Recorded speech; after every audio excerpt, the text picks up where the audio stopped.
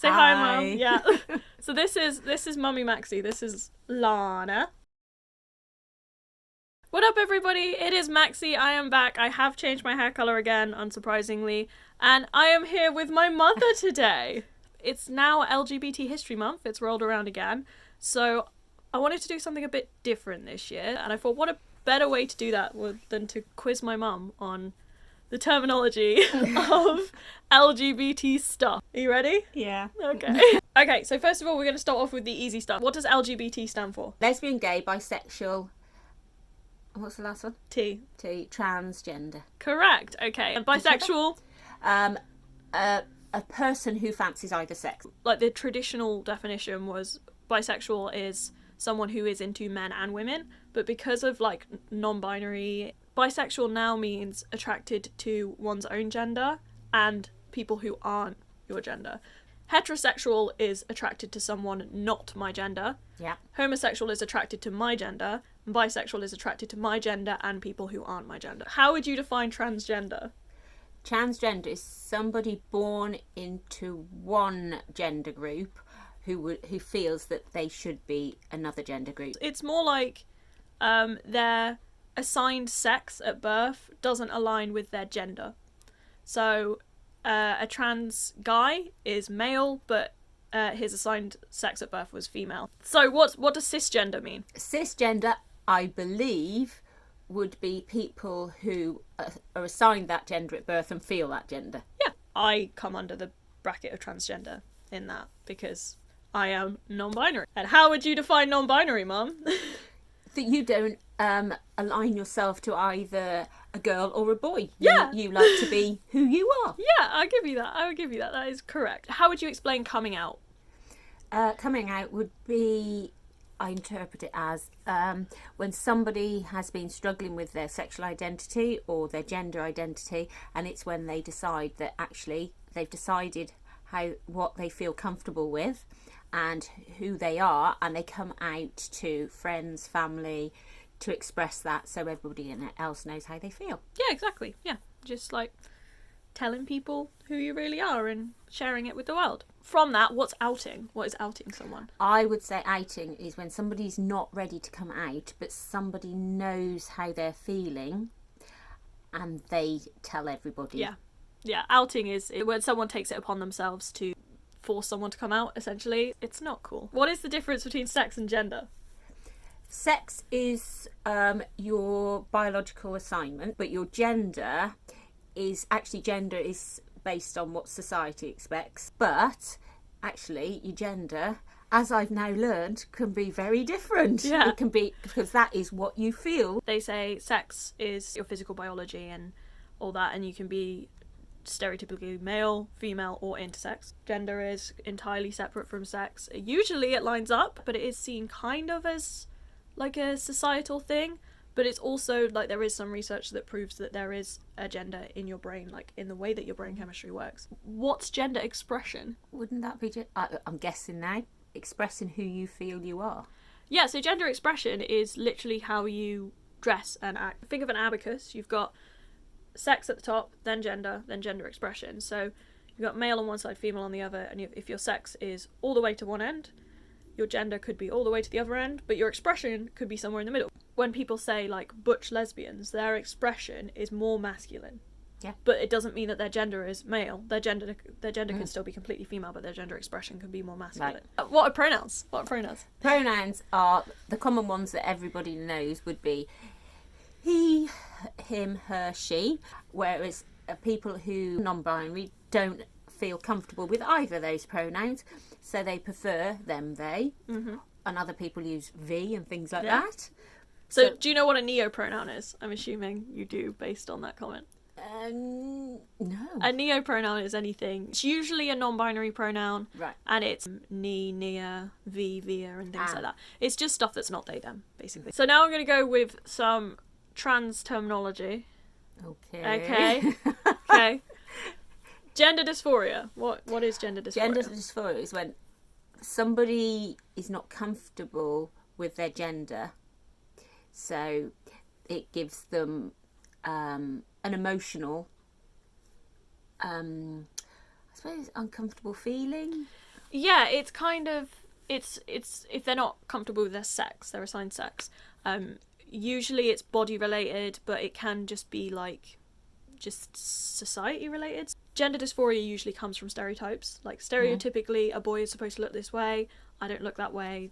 I feel naff. Yeah. And then social dysphoria is more people don't see me the way I want to be seen. So that's why if somebody misgenders you, if somebody uses the wrong pronouns or the wrong name, if you want to go on to certain hormone related drugs or have surgeries, you need to be diagnosed by a GP or a gender professional with gender dysphoria. Fun fact. What is a dead name? Oh, a dead name. That would be, I would imagine, the name that you were given at birth by your parents, and because it possibly doesn't align to the person you feel you are, you step away from that name and assign yourself a new name. Yeah. So it's really common if some people find out that someone is transgender, that the first thing they go is like, well, what was their real name? A trans person's real name is their chosen name. Their real name is their name. Their dead name is the name that they were assigned at birth, or they were given at birth by their parents. But yeah. So there you go. Indeed. Do you like my dead name? Is that what you're saying? You're just looking at me with that face and you're like, yeah, dead names, huh? Do you know what AMAB and AFAB means? I'm just thinking if there's obviously female and male in there, but no. So it's assigned female at birth and assigned male at birth. It explains, the biology behind it all, and it's just a bit more sensitive than being like, oh yeah, they used to be this, which is the kind of rude way of putting it. Okay, this should be an easy one. What's a binder? A binder is a piece of clothing which is worn by trans guys, or can be worn by other people if they've got body dysmorphia and they're not happy with their breasts, and it's a way of flattening the chest. Yeah, chest binders are generally used by transmasculine people to give them a more flat chest. Binder safety is something that I was quite invested in before I even started talking to you about it. Like, I did that infographic on it in first year in my course. But yeah, mum is very big on binder safety, aren't you? It's always like, well, how long have you been wearing your binder? And I'm like, yeah, it's fine, I'll take it off. Yeah, well, you're not supposed to wear it for longer than 8 hours. And I'm like, yeah, I know. Okay. Oh, look at the grin. What are you going to ask me? I'm asking you this because this is the one that I've said for the last week, and you were like, I don't know what it is. Oh, no. STP. I don't know, and I haven't looked it up. I didn't cheat. Okay, so an STP is a stand-to-pee device. Oh! So a she. You mean a she-wee? That's the thing. I mean, technically a she-wee is a stand-to-pee device, but in a different way, because obviously a she-wee is designed for cisgender females who are just out camping and want to be able to stand up to pee for convenience. Stand-to-pee devices are generally for trans guys who want to be able to, use a male bathroom. Yeah, use a male bathroom, use a urinal, and it just, it alleviates dysphoria a bit. What is transitioning? Transitioning is when somebody's going through the process of moving to the sex that they feel they should be. Transitioning it's another phrase that's sort of developed a lot in recent years.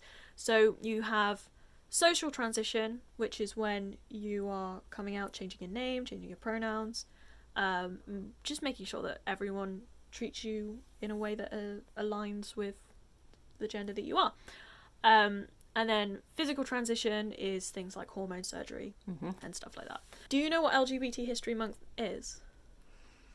Making a guess, but I would say it's about sort of the fact that looking at the history of how people, because years ago obviously people weren't truthful about how they felt, whereas now we're looking at moving forward and changing those perceptions and allowing people to be who they feel. So it's looking at that and how things have changed to allow people to be who they want to be. So while this does sort of combine with Pride Month a little bit, because Pride Month is in June because of the Stonewall riots, which were riots at a gay bar in America that basically kicked off the whole gay rights movement. It's kind of like Pride Month in that way, that it celebrates those who came before the current generation of LGBT people to make like our lives easier. But it's more focused on that, because Pride, you have the fact that, oh, it's in June for Stonewall, but Pride is seen as more of a celebration of who we are now, whereas LGBT History Month is a celebration of who we are now, but looking back and saying thank you to the people who brought us to who we are now, and who let us be these people in public. And obviously, as you said, like, we've come a long way in the last 50 years, even the last 10 years.